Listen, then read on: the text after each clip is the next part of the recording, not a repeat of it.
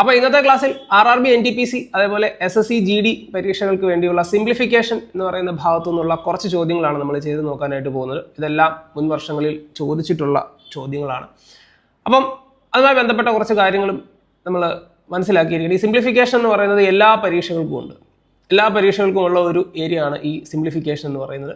ധാരാളം ചോദ്യങ്ങൾ ആ ഒരു ഭാഗത്തു നിന്ന് ചോദിച്ച് കാണാറുമുണ്ട്. അപ്പോൾ അതുകൊണ്ട് തന്നെ നിങ്ങൾ ഈ ഒരു സിംപ്ലിഫിക്കേഷന് സംഭവം സിമ്പിൾ ആണെങ്കിലും വളരെയധികം പ്രാധാന്യം കൊടുക്കണം. ഒരുപാട് മാർക്ക് നിങ്ങൾക്ക് സ്കോർ ചെയ്യാൻ പറ്റുന്ന ഒരു ഏരിയ ആണ് ഈ ഒരു സിംപ്ലിഫിക്കേഷൻ എന്ന് പറയുന്ന സാധനം.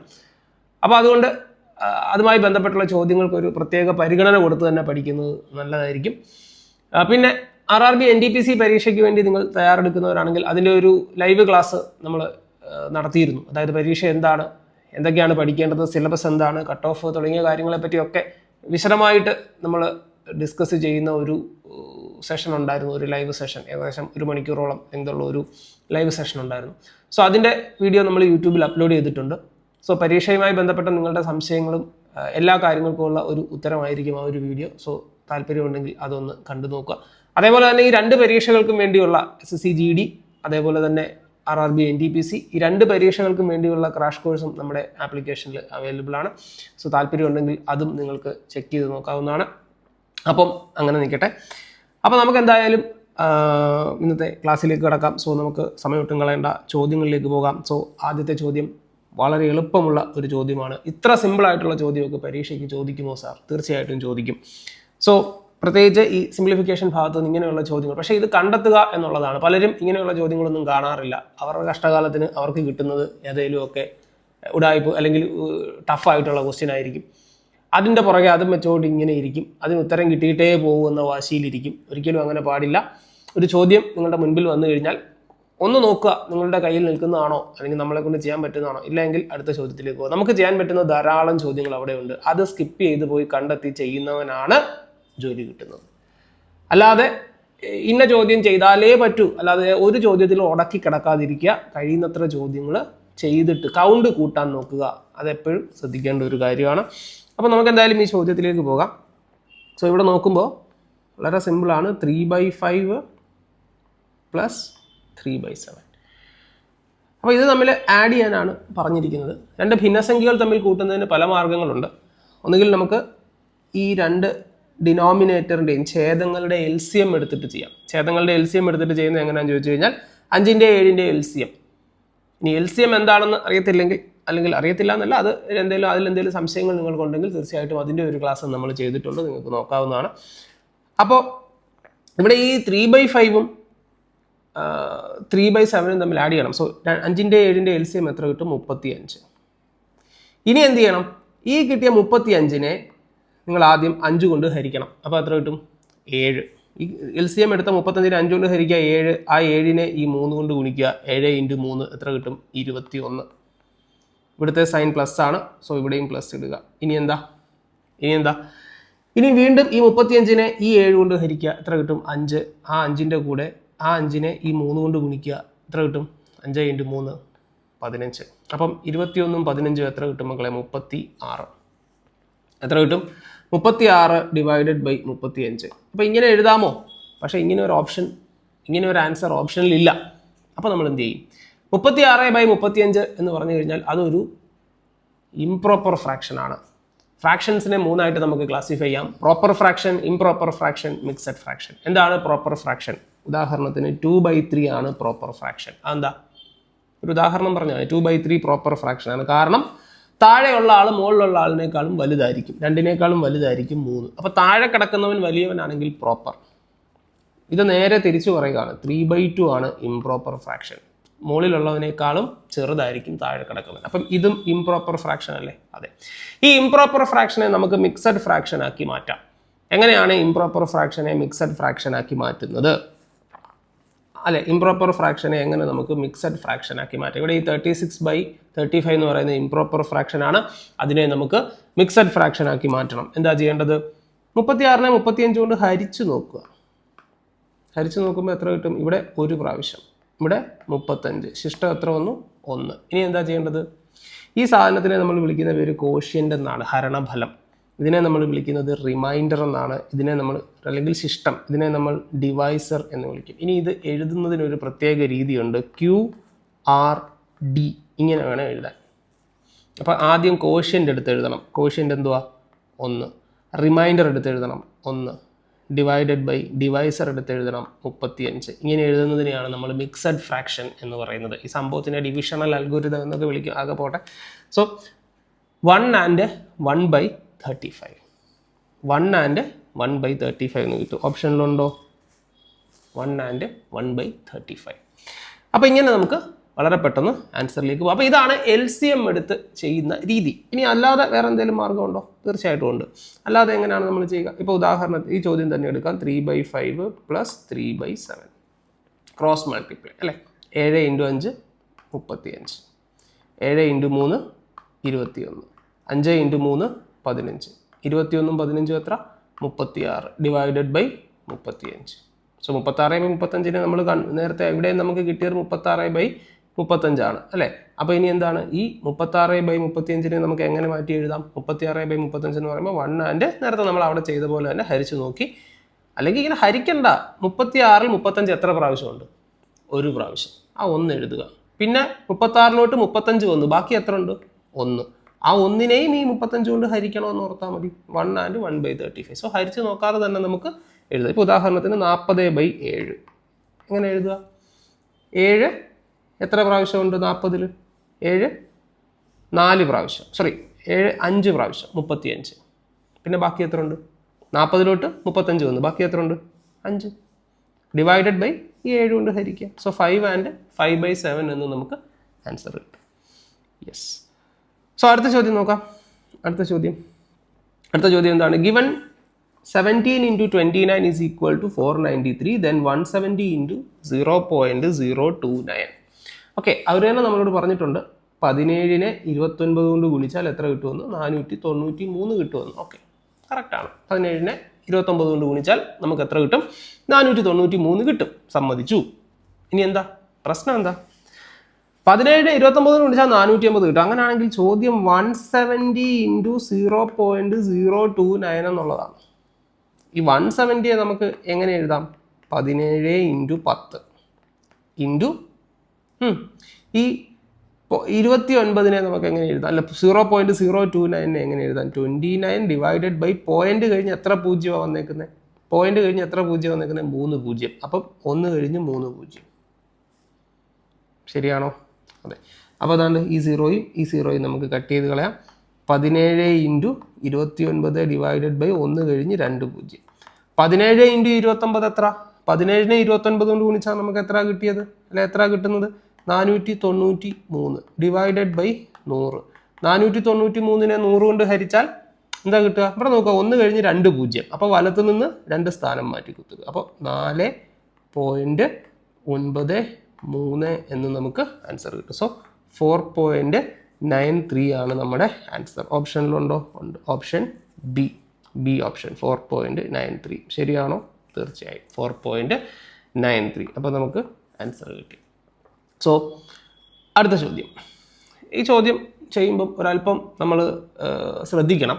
കാരണം ഈ ബ്രാക്കറ്റൊക്കെ പറഞ്ഞിരിക്കുന്നത് അതുപോലെയൊക്കെ എഴുതി വേണം ചെയ്യാൻ. അപ്പോൾ ഇതിനു മുൻപ് നമ്മൾ മനസ്സിലാക്കിയിരിക്കേണ്ട ഒരു കാര്യമുണ്ട്. അതായത് bracket of division, multiplication, addition, subtraction. Bracket ഉണ്ടെങ്കിൽ അത്, പിന്നെ of, division, multiplication, addition, subtraction. So ഡിവിഷനും മൾട്ടിപ്ലിക്കേഷനും എഴുതി, അഡീഷനും സബ്ട്രാക്ഷനും എനിക്ക് AUS എഴുതി അല്ലേ? Addition, subtraction.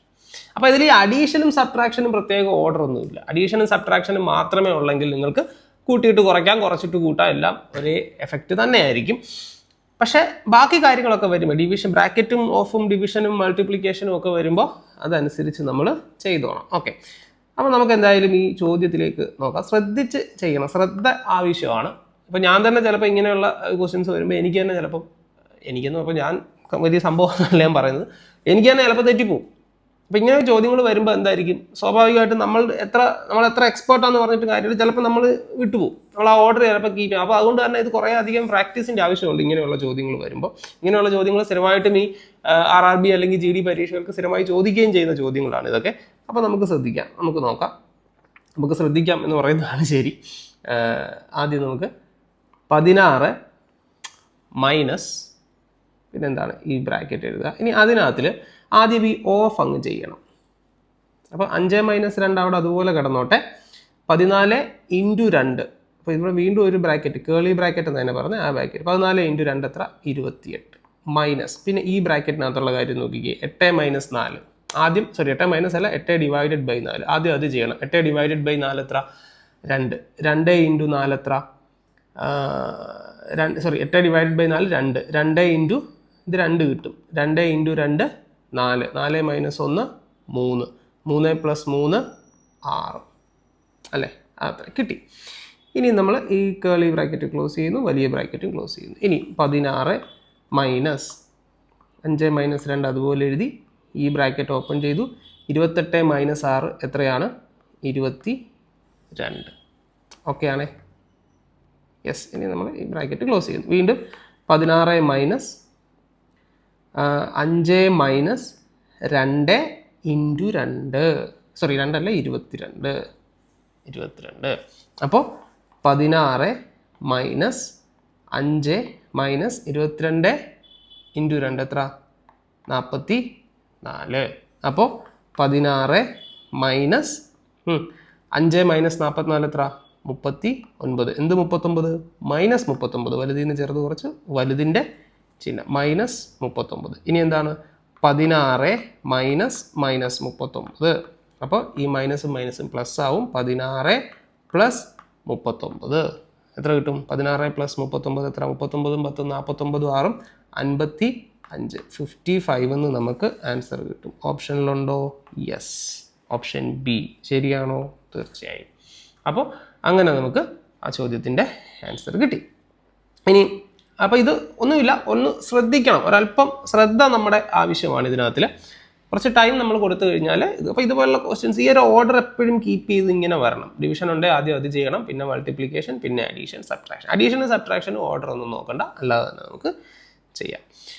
ഓക്കെ, അടുത്ത ചോദ്യം നോക്കാം. 4ാമത്തെ ചോദ്യം. അടുത്തതും ഇതേപോലെ തന്നെ ഒരു ചോദ്യമാണ്. What is the value of 35/5 - 2 × 5 + 11? Okay, so നമുക്ക് 35 divided by 5 minus 2 into 5 plus 11 is equal to question mark. Okay, so ആദ്യം എന്ത് ചെയ്യണം?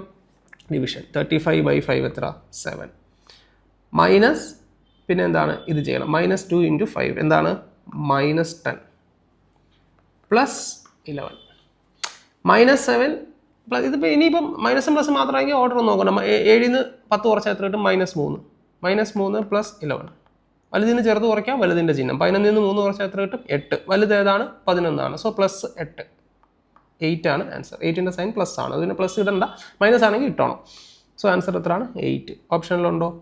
ഓപ്ഷനിലുണ്ട്. ആൻസറും കറക്റ്റാണ്. അപ്പോൾ മുമ്പത്തെ ചോദ്യത്തെക്കാളും കുറച്ചുകൂടെ എളുപ്പമാണ് ഈ ക്വസ്റ്റ്യൻ, കാരണം ഒരുപാട് കാര്യങ്ങൾ അതിൽ പറഞ്ഞിട്ടില്ല, ലെങ്ത് കുറവായിരുന്നു. സോ എളുപ്പമായിട്ട് നമുക്ക് ചെയ്യാം. അടുത്ത ചോദ്യം നോക്കാമേ. യെസ്, അടുത്ത ക്വസ്റ്റ്യൻ. സോ ഇങ്ങനെ ഉള്ള ഞാൻ ഒരു കാര്യം പറയട്ടെ, ഒരുപാട് ക്വസ്റ്റ്യൻ പേപ്പറുകളിൽ ഈ ഒരു സാധനം നമ്മൾ കാണുന്നുണ്ട്, ഇതേപോലെയുള്ള ചോദ്യം.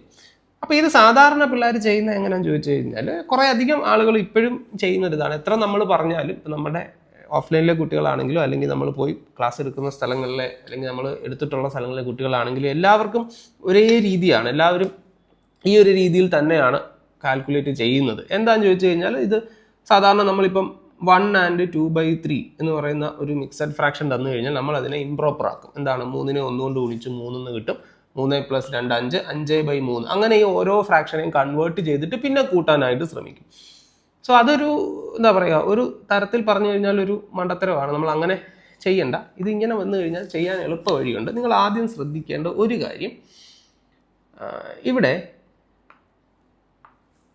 ഞാനിപ്പോൾ ഓരോ കളർ എടുത്ത് കാണിച്ചു തരാം. ആദ്യം നമ്മൾ ഗ്രീൻ കളർ കൊണ്ട് ഇതിലെ നമ്പേഴ്സിനെ എല്ലാം അങ്ങ് മാർക്ക് ചെയ്യുക, അതെല്ലാം കൂടെ കൂട്ടുക. 13 പ്ലസ് എല്ലാത്തിൻ്റെ സൈൻ പ്ലസ് ആണല്ലോ, അപ്പോൾ കുറച്ചുകൂടി എളുപ്പമുണ്ട്. 13 + 12 + 13 + 15 ഇത് എല്ലാം കൂടെ അങ്ങോട്ട് കൂട്ടുക.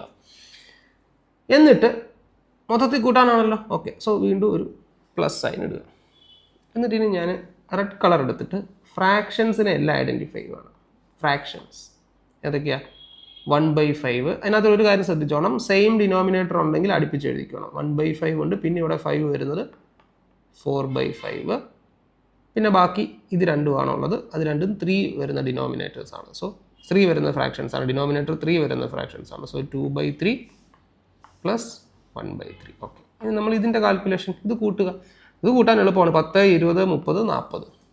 പിന്നെ 3 × 2 5, 5 3 8, 8 5 13. അപ്പോൾ എത്രയായി നോക്കിക്കേ? 10, 20, 30, 40. 40 എന്ന് കിട്ടിയില്ലേ? പ്ലസ് 3 × 2 5, 3 8 5 13. അപ്പോൾ എത്രയായി? 53. അപ്പോൾ ഇങ്ങനെ കൂട്ടാം, അത് നിങ്ങളുടെ ഇഷ്ടമാണ് കേട്ടോ, എങ്ങനെ വേണേൽ കൂട്ടാം. 53 അല്ലെങ്കിൽ നിങ്ങൾ എഴുതി കൂട്ടുക, നിങ്ങൾ ചെയ്തു. എഴുതി കൂട്ടാതൊക്കെ ഇരിക്കുക, എഴുതി കൂട്ടാതിരുന്നാൽ അത്രയും നല്ലത്. 53 പ്ലസ് ഇനി നമ്മൾ ഈ ഫ്രാക്ഷൻ കൂട്ടുക. ഇങ്ങോട്ട് നോക്കിക്കേ, ഇത് തമ്മിൽ ആഡ് ചെയ്യുമ്പോൾ നമുക്ക് എത്ര കിട്ടും? 5. 4 + 5 എത്രയാണ്? 5. കാരണം സെയിം ഡിനോമിനേറ്റർ ആകുമ്പോൾ കോമൺ ആയിട്ട് ആ ഡിനോമിനേറ്റർ എഴുതുക, മുകളിലുള്ളത് തമ്മിൽ കൂട്ടുക. ഇവിടെയും 3 സെയിം ഡിനോമിനേറ്റർ ആണ്, കോമൺ ആയിട്ട് ഡിനോമിനേറ്റർ എഴുതി, 2 1 3. അപ്പോൾ ഇനി നോക്കിക്കേ, 53 പ്ലസ് 5/5 1, 3/3 1.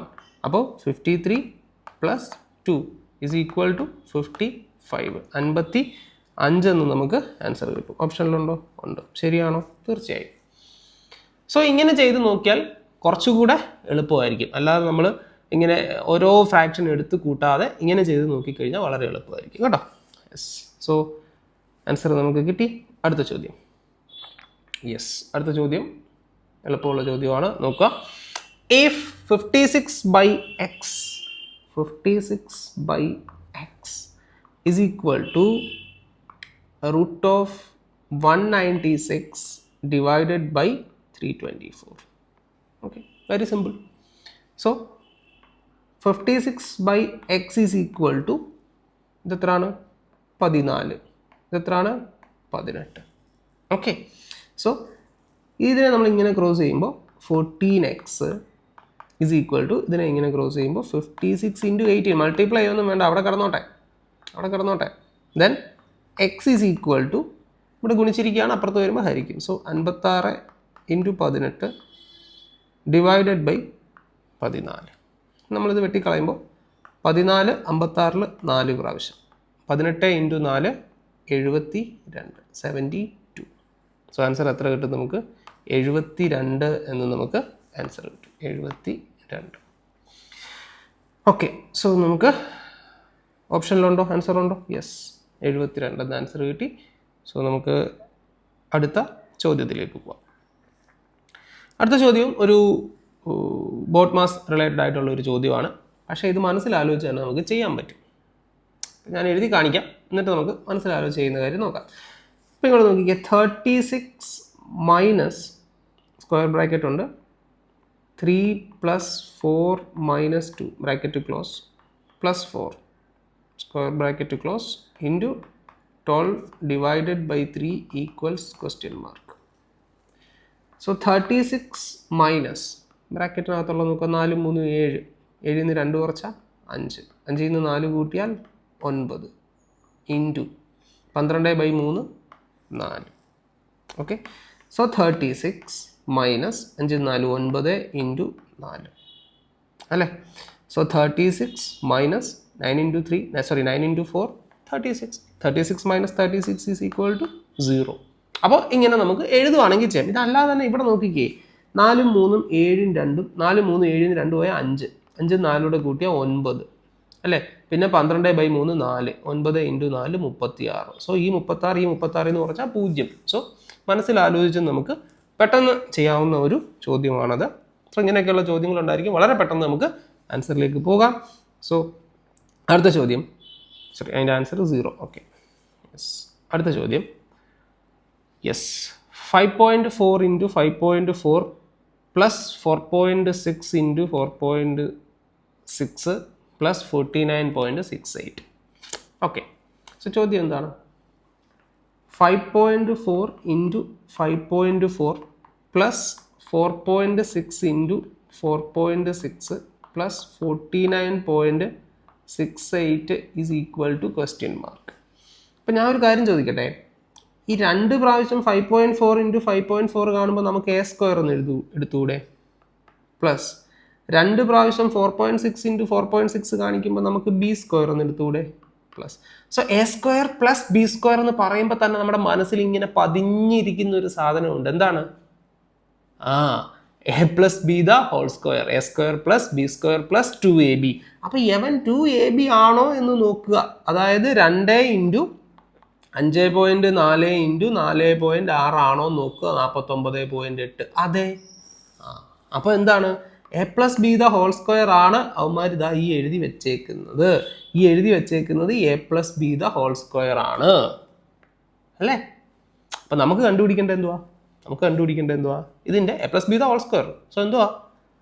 അപ്പോൾ A plus B the whole square ആണ് നമുക്ക് കണ്ടുപിടിക്കേണ്ടത്. A plus B the whole square എന്ന് പറഞ്ഞാൽ എന്തുവാ? 5.4 plus 4.6 the whole square. 5.4 plus 4.6 എന്ന് പറയുമ്പോൾ 10 എന്ന് കിട്ടും. 10 സ്ക്വയർ എത്രയാണ്? 100. സോ ആൻസർ എത്ര കിട്ടി? 100. ശരിയാണോ? തീർച്ചയായും. സോ വളരെ പെട്ടെന്ന് നമുക്ക് ചെയ്യാവുന്ന ഒരു ചോദ്യമാണ്. സോ നമുക്ക് അടുത്ത ചോദ്യത്തിലേക്ക് പോകാം. സോ റൂട്ട് ഓഫ് 1089 എന്ന് പറയുമ്പോൾ നമുക്ക് എത്ര എഴുതാം? 33 പ്ലസ് 1681 എത്രയാണ്? That is 41. അപ്പോൾ നിങ്ങൾക്ക് എങ്ങനെ പെട്ടെന്ന് കിട്ടി എന്ന് ചോദിക്കുമ്പോൾ 32ൻ്റെ സ്ക്വയർ ആണ്. എത്രയാണ്? 32ൻ്റെ സ്ക്വയർ എത്ര?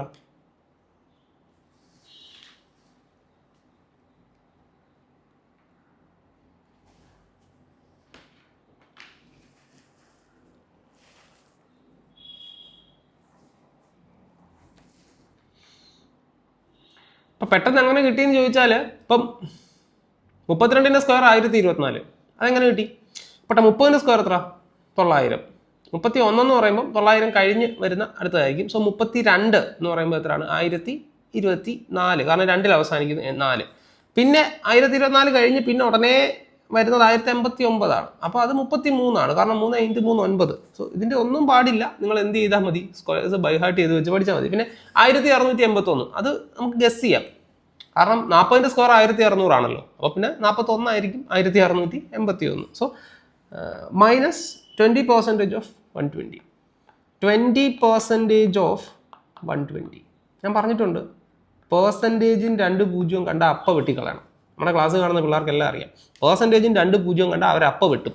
അപ്പോൾ ഈ 2നെയും ഈ 12നെയും കൂടെ ഗുണിച്ചാൽ മതി 24. അപ്പോൾ അത് എന്തുകൊണ്ടാണ് അങ്ങനെ വെട്ടുന്നതെന്നൊക്കെ ചോദിച്ചു കഴിഞ്ഞാൽ പേഴ്സൻറ്റേജിൽ നമ്മൾ വ്യക്തമായിട്ട് അതിൻ്റെ കാര്യങ്ങൾ പറഞ്ഞിട്ടുണ്ട്. So 33 plus 41 minus 24. സോ 33 41. 33 41 എന്ന് പറയുമ്പോൾ ഇവിടെ നോക്കുക 3 1 4 4 3 7 74 മൈനസ് 24. 74 നിന്ന് 24 പോയാൽ എത്ര കിട്ടും? 50. സോ ആൻസർ എത്രയാണ്? 50. ശരിയാണോ? തീർച്ചയായും. അടുത്ത ചോദ്യം. യെസ്, നല്ലൊരു ചോദ്യമാണ്. ഫൈൻഡ് ദ വാല്യൂ ഓഫ്, ശ്രദ്ധ എന്ന് പറയുന്ന സാധനം കുറച്ച് ആവശ്യമുള്ള ഒരു ചോദ്യമാണിത്. So find the value of cube root of 21 plus square root of, ഇവിടെ ക്യൂബ് എഴുതിയിട്ടില്ല, അപ്പോൾ അതിൻ്റെ അർത്ഥം അത് സ്ക്വയർ റൂട്ടാണ്. Square root of 28 plus square root of 60 plus 7 plus 91. Okay. So നമ്മളിവിടെ നോക്കേണ്ടത് ഇതിങ്ങനെ അങ്ങോട്ട് എക്സ്പാൻഡ് ചെയ്യുക. റൂട്ട് ഇങ്ങനെ ഉണ്ടെന്നാണ് അതിൻ്റെ അർത്ഥം. ഇവിടെ എല്ലാത്തിനും ഇങ്ങനെ ഉണ്ട് കേട്ടോ, റൂട്ട് ഇങ്ങനെ ഉണ്ട് കേട്ടോ. അപ്പം ഈ മക്കളെ ശ്രദ്ധിച്ചിരിക്കണേ. 81ൻ്റെ റൂട്ട് എത്ര? 9. ആ 9ഉം ഈ 7 കൂട്ടിക്ക്, അപ്പോൾ റൂട്ട് ഓഫ് 16 ആയില്ലേ? അതായത് ഉത്തമ 7 പ്ലസ് ഈ റൂട്ട്, കാരണം ഇത് ചെയ്തിട്ടല്ല നമ്മൾ ഇങ്ങോട്ട് ചെയ്യുന്നത്. അപ്പം എത്രയായി? 16. 16ൻ്റെ സ്ക്വയർ റൂട്ട് എത്ര? 4. ആ 4 ഈ 60ൻ്റെ കൂടെ ചേർത്ത് എത്രയായി? റൂട്ട് ഓഫ് 64 ആയി. ആണോ? റൂട്ട് ഓഫ് 64 എന്ന് പറഞ്ഞാൽ എത്ര? 8. ആ 8 ഇതിൻ്റെ കൂടെ ചേർത്തേ, അപ്പോൾ എത്രയായി? 28 പ്ലസ് 8 36 ആയോ? ആയി. അപ്പോൾ റൂട്ട് ഓഫ് 36 ആയില്ലേ? റൂട്ട് ഓഫ് 36 എത്ര കുഞ്ഞേ? 6. ആ 6 യവൻ്റെ കൂടെ ചേർത്തേ, അപ്പോൾ cube root of 21 plus 6 is equal to cube root of 27. 27ൻ്റെ ക്യൂബ് റൂട്ട് എത്ര? 3. So the answer is 3. Very simple. വളരെ പെട്ടെന്ന് നമുക്ക് ചെയ്യാം. ഒന്നുകൂടെ കാണിച്ചു തരാം. വേറെ കളർ എടുക്കാം. റെഡ് വേണോ? അല്ലേ വേണ്ട, ഈ കളർ. ഇതെൻ്റെ ഫേവറേറ്റ് കളറാണ് കേട്ടോ. യെസ്. അപ്പോൾ 81. 81ൻ്റെ റൂട്ട് എത്ര? 9 അത് ഇതിൻ്റെ കൂടെ ചേർക്കുക. അപ്പോൾ 9 7 16 √16 എന്ന് പറയുമ്പോൾ എത്ര കിട്ടും? 4. ആ 4 ഇതിൻ്റെ കൂടെ ചേർക്കുക. അപ്പോൾ എത്രയായി? √64 എത്ര കിട്ടും? 8. ആ 8 ഇതിൻ്റെ കൂടെ ചേർക്കുക. 28 8 √36 എത്ര കിട്ടും? 6. ആ 6 ഇതിൻ്റെ കൂടെ ചേർക്കുക. എത്ര കിട്ടും? Cube √21 + 6 27 cube √27. 27ൻ്റെ ക്യൂബ് റൂട്ട് എത്ര? 3. അപ്പോൾ നമുക്ക് വളരെ പെട്ടെന്ന് ആൻസർ കിട്ടും. സോ സിമ്പിളാണ്. കാണുമ്പോൾ നമ്മൾ വിചാരിക്കും ഈ റൂട്ടെല്ലാം കൂടി ഇങ്ങനെ ഇട്ടേക്കുമ്പോൾ നമുക്ക് ശ്വാസം കിട്ടും, അയ്യോ ഇതെന്തോ വലിയ സംഭവമാണെന്നൊക്കെ നമുക്ക് തോന്നും. പക്ഷേ ഒന്നുമില്ല മക്കളെ, വളരെ എളുപ്പം നമുക്ക് ചെയ്യാവുന്ന ചോദ്യങ്ങളാണ്. അപ്പോൾ അങ്ങനെ അവസാനം നമ്മളുടെ സ്മൈലിംഗ് ഫേസിലേക്ക് എത്തിയിരിക്കുകയാണ്. സോ ഇന്നത്തെ ക്ലാസ്സും കഴിഞ്ഞു. So thank you. അപ്പോൾ താങ്ക് യു ഫേസ് വന്നു. അപ്പം എല്ലാവരും ഇങ്ങനെ കാത്തിരിക്കുകയാണ്, ഇത് എപ്പോൾ വരും, ഇയാളൊന്ന് നിർത്തുകൂടോ, ഇത് കുറേ നേരമായി താങ്ക് യു ഫേസ്. പിന്നെ പലരും ഇതൊന്നും കാണാറില്ല.